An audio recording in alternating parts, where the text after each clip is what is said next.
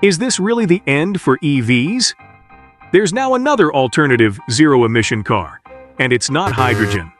Liquid nitrogen engines have now gained traction as the next new car obsessions, and for a valid reason. With our reliance on internal combustion engines, it is finally a breath of fresh air to welcome a century-old dream of creating a liquid nitrogen engine. And guess what? It's going to be 50% of the price of normal car prices. So, what? You get a cheaper EV alternative minus the range, anxiety, and other stuff you have to deal with in EVs. And it's all thanks to Toyota, creating $15,000 liquid nitrogen cars with 800-mile range. When should we expect this interesting machine? How is the engine powered? And does this mean a complete shift from EVs? In this video, we'll be showing you the latest topic for automotive makers and consumers alike. The automotive industry keeps making huge strides, and we now have cars running on liquid nitrogen. It may seem like any other vehicle engine means, but it's truly something like no other. First of all, unlike our gas-powered cars that actively contribute to global warming and climate change, nitrogen-powered cars don't have to worry about all of that. The emergence of this alternative fuel will help reduce our reliance on fossil fuels that contribute to destroying our environment. So what exactly is this alternative fuel? Liquid nitrogen. The liquid nitrogen engines for cars are produced by converting liquid nitrogen to gas. Now, to put that into detail, gaseous nitrogen is naturally found in the atmosphere, and then it is compressed and cooled to form liquid nitrogen. The gas is compressed at high pressures and cooled at really low temperatures, around -196 degrees Celsius, when it liquefies. Now here's the cool part. Once this converted liquid nitrogen is vaporized a bit, it turns into a high-pressure gas that drives the liquid nitrogen engines. And this gas has a crazy expansion rate of 1 to 694 expansion rate. This expanded gas can power almost anything from turbine energies to piston engines to automobiles. And you get to use it to power your cars without releasing toxic waste from fossil fuels into the environment. All with the hell of nitrogen. However, the only output of these liquid nitrogen engines is nitrogen gas, as expected, which is not as harmful compared to fossil fuels. Japan's automotive company is about to open a not entirely new door for car consumers, only that it is gaining traction now.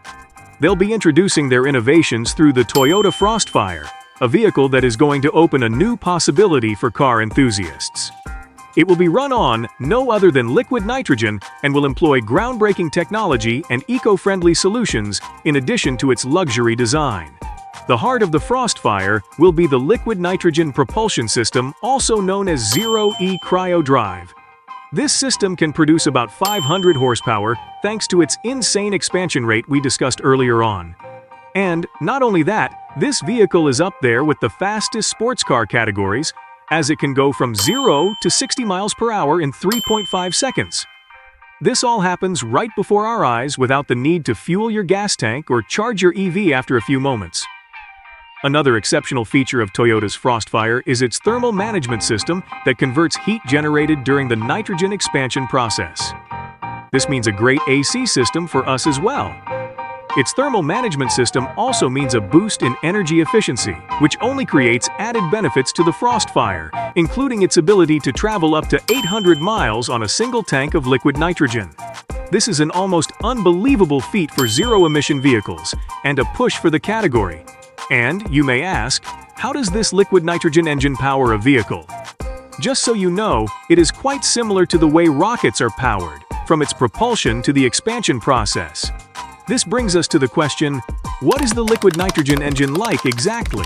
It is a special engine that uses a unique puff-up action, which generates the thrust to keep the vehicle running in a liquid nitrogen energy system by driving the piston, which in turn generates mechanical energy for the vehicle's movement.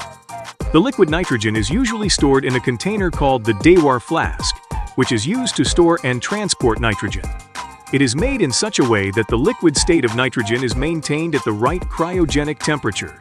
The Dewar flask holds the liquid nitrogen until it is needed for propulsion, which is then pumped through a cryo pump, which warms it enough to get the engine started.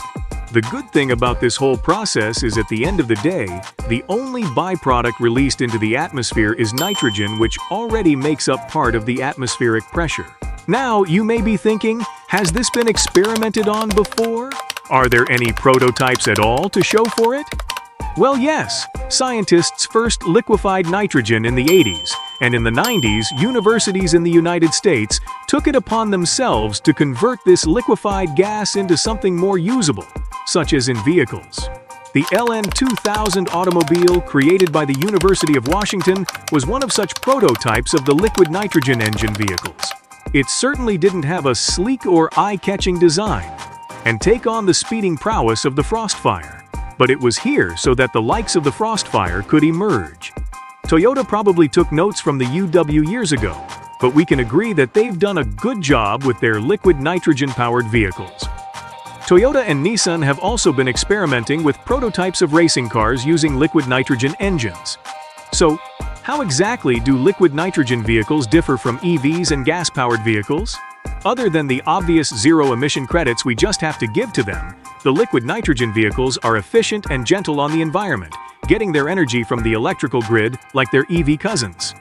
However, the liquid nitrogen vehicles don't come with EV's extra baggage, such as their extremely heavy lithium-ion batteries and long charging time. These heavy batteries are one of the contributors to the wear and tear of its tires, brakes, and discs. LNVs would reduce the burden that the EV's batteries usually put on their tires, making the car lighter. LNVs can be easily charged at the same time it would typically take you to fill your gas tank, approximately 3 minutes. The maintenance of liquid nitrogen vehicles is even better because its car consumers can take a break from oil leaks, spark plug changes, or maintenance issues one would usually experience with tires of EVs. The reusability of the LNV's batteries is also a good point. When it's time for you to give up your LNV, you won't have to worry about polluting the environment with battery remains. The liquid nitrogen tanks can be recycled and disposed of safely, without heavily degrading the environment with toxins. And you won't be needing to let go of it too soon, since LNVs hardly suffer from battery degradation compared to EVs. This means you can use your LNVs for a long time without the fear of it giving out on you. Though, LNVs are not perfect. While the good news is that nitrogen is easy to store, a downside of it is its production. Its biggest problem is its heavy energy use in turning nitrogen into its liquid form, of which more energy is lost in the process of producing it. This inefficiency is a huge downside to it, especially since we're all trying to save more and use less energy in our environment. Another downside is the availability of liquid nitrogen. It's not like gas-powered vehicles where you can pull up at any available pump to refill your vehicle or charging stations for EVs. However, we trust that Toyota will readily fix a good percentage of these problems. The safety and cost of LNVs are, however, something we can stick with, since it is believed that nitrogen would be way cheaper than gas and EV chargers. Its safety risk is also quite low, since there aren't any risks of explosion or oil leaks. And in the case of any gas leak, it can easily dissipate into the atmosphere where it belongs. But, as we know, an excess of everything isn't advisable. A buildup of excess nitrogen in the atmosphere is one major concern, though it would take a long time for it to reach such a level. It is still worth mentioning, though. All in all, the EVs might have a worthy contender for their spot after the gas-powered vehicles, and this time, a great contender looking to treat the environment better and is also safer and cleaner. What do you think about LNVs? Do you think EVs are going to soon lose their spot?